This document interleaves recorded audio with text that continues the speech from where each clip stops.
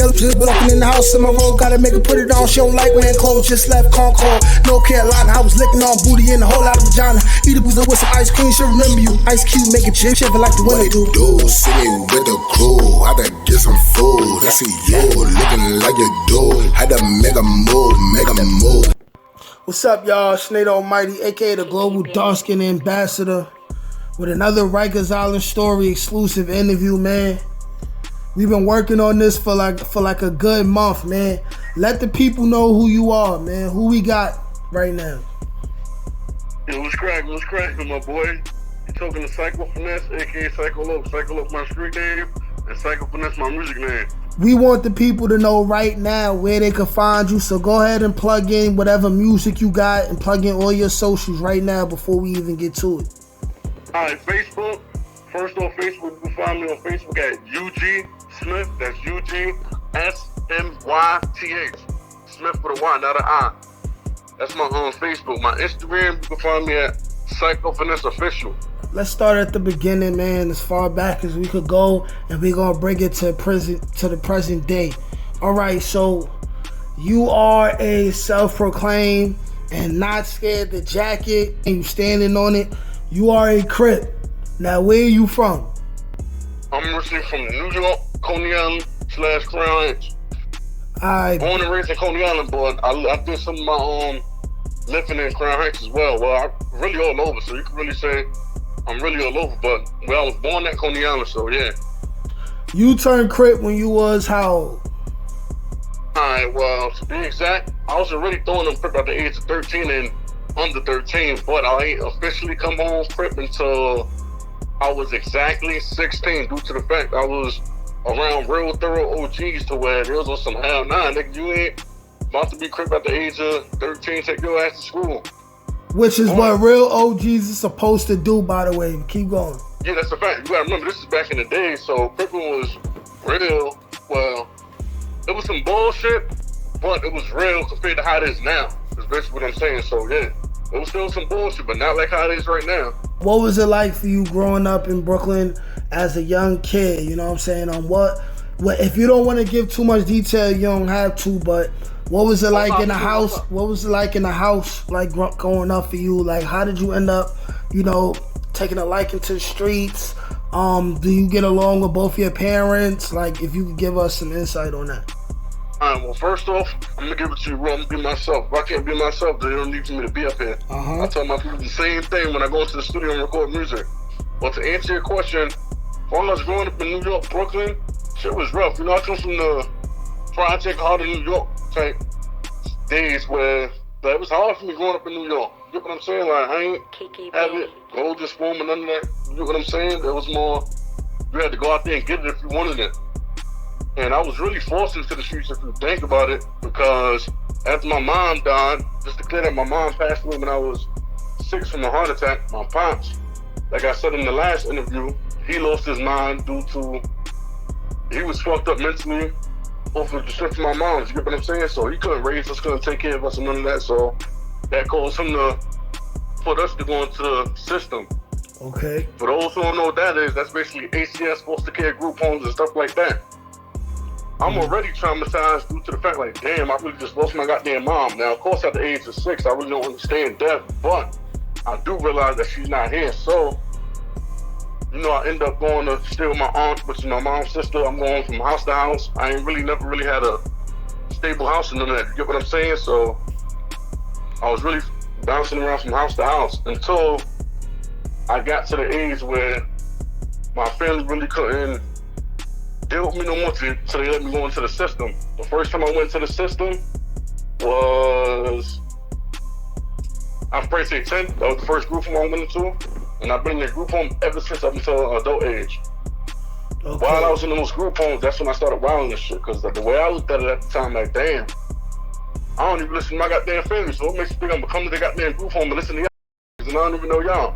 So that was my attitude being in the group home at the time. You feel me? So, yeah.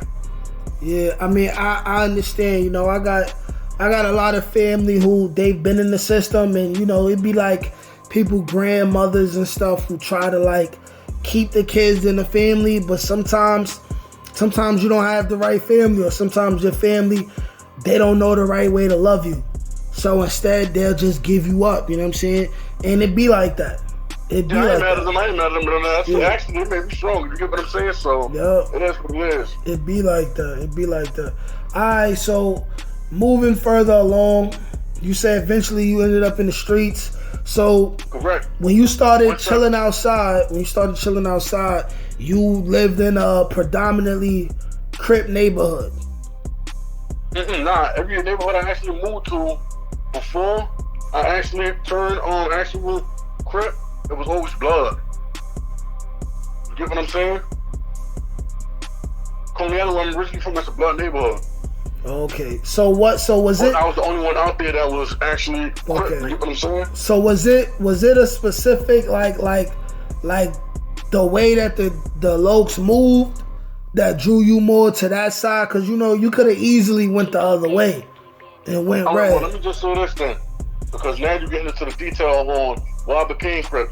During the time when, at one point in time when I was young, going to school and all that, when my pops really didn't give a fuck about me or really couldn't take care of me or family wasn't taking care of me, I got motherfuckers that's from the hood that seeing the shit that I go through. You get what I'm saying? These motherfuckers looking out for me, giving me clothes off their back, taking care of me, doing shit that my family not doing. You get what I'm saying? Yeah.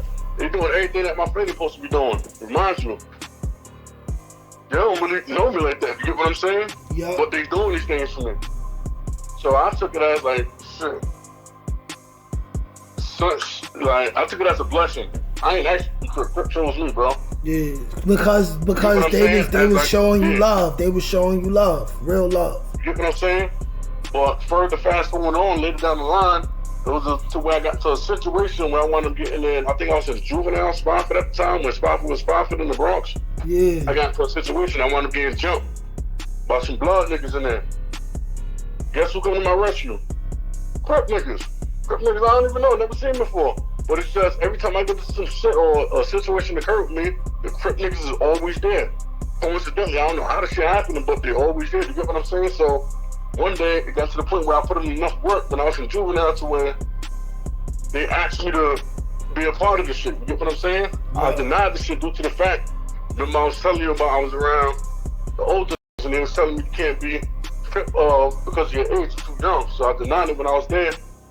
Then when I hit the island, that's when I originally became Crip out there. I was under a miscellaneous nigga. So I wound up dropping my shit, and then I wound up turning officially Crip when I came back home. I bet. First of all, you being a Crip, I don't know why, because I never heard this with Bloods before, and I'm gonna say unfortunately because I'm from an area where it's predominantly Bloods. Yeah, I respect the fact that they told you, hey, listen, you too young to get put on right now. Yeah, that's a fact. I respect that. The era that this was too, though, because they didn't want to corrupt you. They didn't want to corrupt you when you real young. Even though they already knew I was in the streets doing my own thing. You get what I'm saying? Like I said, real niggas do real shit, bro. I respect that. I respect that. Do what you do. We're not bringing you home, and that's that. You get what I'm saying? So they was really on my ass about it. All right, so moving on a little bit more now. You said that when you got to the island, you officially got put on. Yeah. Alright, so was it a situation where somebody who had the clout just vouched for you when you was on, or did you have to fight? Well, word traveled from juvenile and shit. You get what I'm saying? Yeah. Those motherfuckers that was already there. Facts. That was on the island. You get what I'm saying? So niggas with the word travel was nothing. Yeah. If you got enough respect, they won't make you do the dance. Of course, I was just with that shit. You get what I'm saying? Of course. Yeah. But I ain't gonna sit here in front. Remember, I don't know if you see my other interview, but I did say my very first time to the island, I was going through it because I didn't know how the island was ran. You get what I'm saying? So of course I was going through it. Of course I was getting lined up, hitting me left and right. I ain't gonna cap. I ain't gonna sit here in front like I was. It happens, man. They smoked my boots when I first got there too, man. I had to learn how to take my lumps before I started giving them. But niggas be lying. Talking about, I had the crib, this, that, bro. They lying. From the island, bro.